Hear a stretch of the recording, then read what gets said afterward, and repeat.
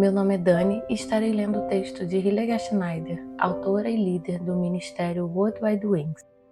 O tema de hoje é Eventos do Fim dos Tempos, parte 6, não destinados à ira.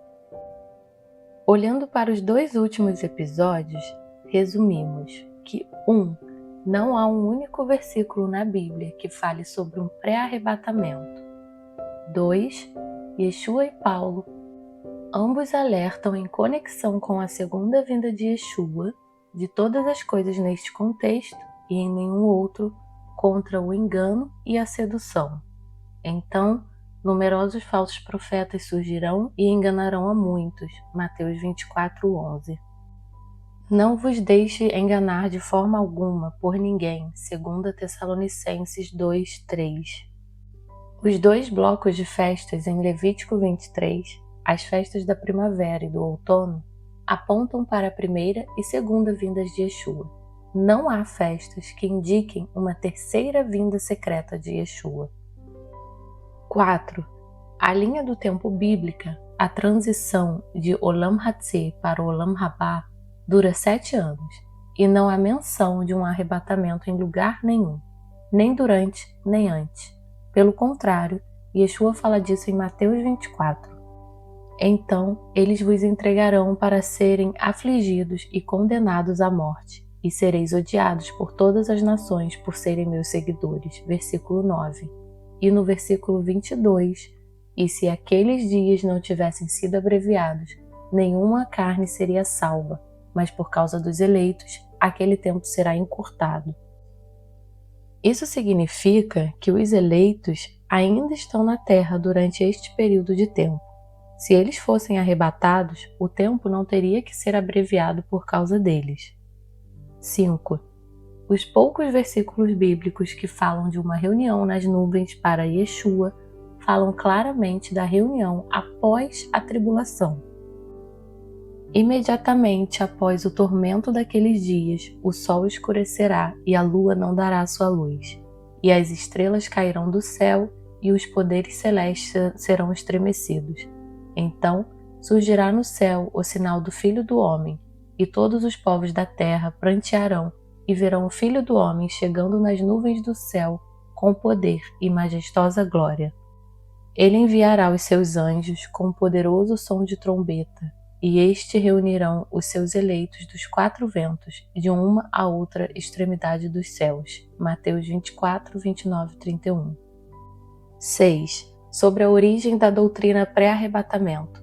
Poucos sabem que esta doutrina antibíblica era desconhecida pelas gerações anteriores do cristianismo. Somente em 1830, uma garota escocesa chamada Margaret Campbell a recebeu em uma epifania privada. Através de John Darby, essa ideia foi introduzida no neopietismo anglo-saxão e seguiu seu curso a partir de então. 7. Os seguidores da doutrina pré-arrebatamento vivem no mundo de fantasia de fuga deste mundo. Yeshua reinará aqui na terra por 1000 anos, e quando ele retornar nas nuvens, os crentes o receberão nos ares para acompanhá-lo em seu caminho para a terra e reinarão com ele por 1000 anos. 8. Os seguidores da doutrina pré-arrebatamento pegam alguns versículos e declarações da Bíblia de um contexto completamente diferente e constroem uma superestrutura ou material para seus ensinamentos. Os seus argumentos muitas vezes contradizem o conceito geral das declarações bíblicas. Um exemplo disso é a afirmação de que não fomos feitos para a ira, porque Elohim não nos designou para a ira, mas para sermos contemplados pela salvação por intermédio de Yeshua HaMashiach. 1 Tessalonicenses 5:9. Quando lemos no contexto, a afirmação deste versículo faz um sentido completamente diferente. O versículo continua assim: Ele morreu por nós para que, quer estejamos acordados, quer dormindo, vivamos unidos a Ele. O julgamento virá. Também encontramos esta ideia em João 3. Quem crê no Filho tem a vida eterna. Aquele que não crê no Filho não verá a vida, mas a ira de Iá permanece sobre ele. João 3:36. Ou Romanos 8:1. Portanto, agora não há nenhuma condenação para os que estão em Yeshua HaMashiach. E a ira de Yah virá sobre aqueles que aceitarem a marca, como ouvimos em Apocalipse 14.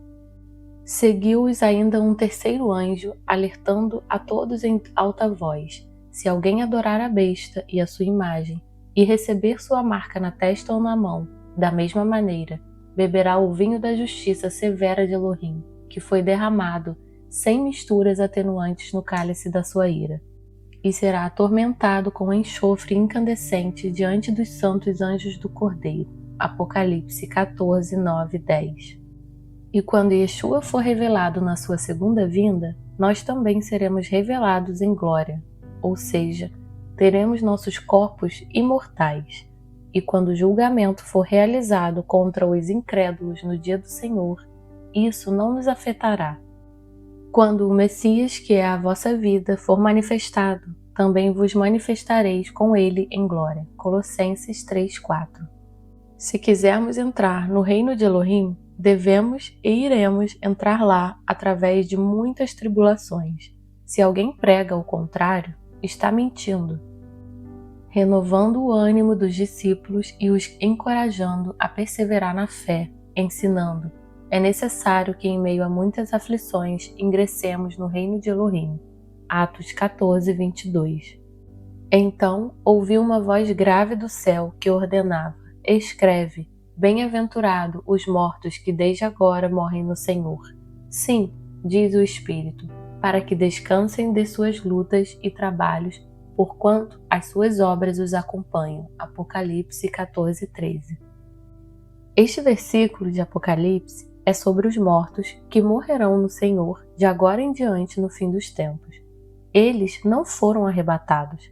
Aqui, os crentes são mostrados sofrendo na tribulação, e a morte é aqui descrita como uma libertação bem-vinda, pois esses mortos são abençoados porque foram libertados do seu trabalho.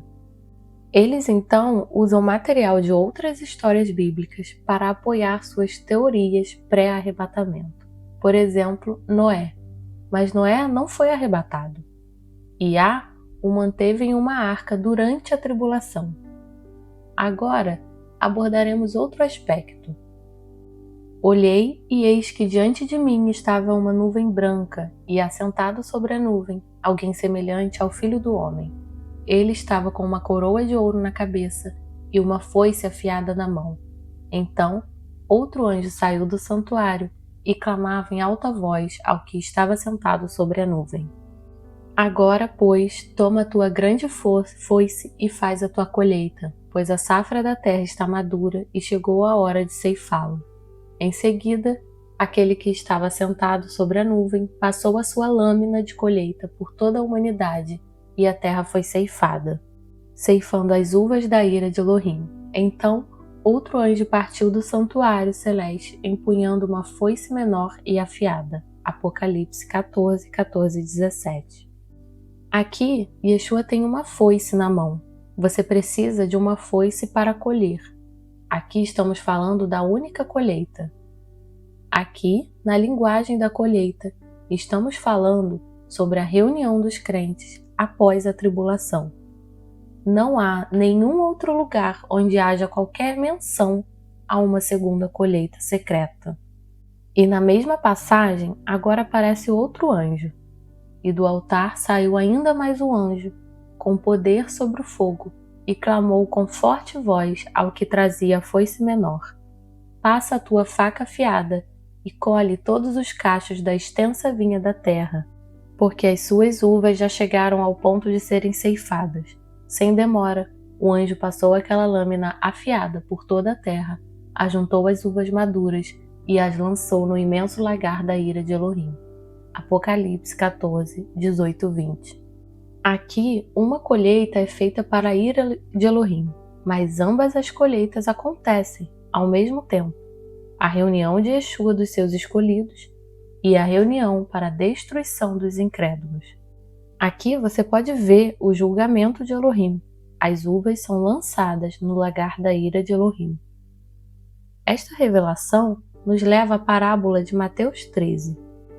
Yeshua lhes contou outra parábola. O reino dos céus é semelhante a um homem que semeou boa semente em seu campo. Entretanto, quando todos dormiam, chegou o inimigo dele, lançou o joio no meio do trigo e seguiu o seu caminho. Assim, quando o trigo brotou e formou espigas, o joio também apareceu. Os servos do dono da plantação foram até ele e perguntaram: Senhor, não semeaste boa semente no teu campo? Então de onde vem o joio? Ele, porém, lhes respondeu: Um inimigo fez isso. Então os servos lhe propuseram: Senhor, queres que vamos e arranquemos o joio? Ao que o Senhor respondeu: Não, pois ao tirar o joio, podereis arrancar juntamente com ele o trigo. Deixai-os, pois, crescer juntos até a safra, e no tempo da colheita direi aos ceifeiros: Primeiro, ajuntai o joio e amarrai-o em feixes para ser queimado, mas o trigo recolhei-o no meu celeiro. Mateus 13, 24, 30. Aqui, Yeshua mostra que tanto os crentes como os incrédulos estão juntos no campo até a colheita. Isso se encaixa exatamente com o que acabamos de ouvir em Apocalipse 14. Yeshua colhe com sua foice para a salvação e redenção, e os anjos colhem os frutos, os incrédulos, entrando no lagar da ira. Mas as colheitas acontecem simultaneamente. E o que dizem aqueles que acreditam no arrebatamento precoce? Que a colheita dos crentes já havia ocorrido secretamente. Se fosse esse o caso, no final só haveria a colheita dos incrédulos. Isto não se encaixa nem com a parábola de Mateus, nem com a passagem de Apocalipse 14. Seja sábio, ore para receber a luz. E se você ainda se apega à doutrina pré-arrebatamento, então, por favor, permita a opção em sua mente de que as coisas podem acontecer de forma diferente. Sejam todos ricamente abençoados.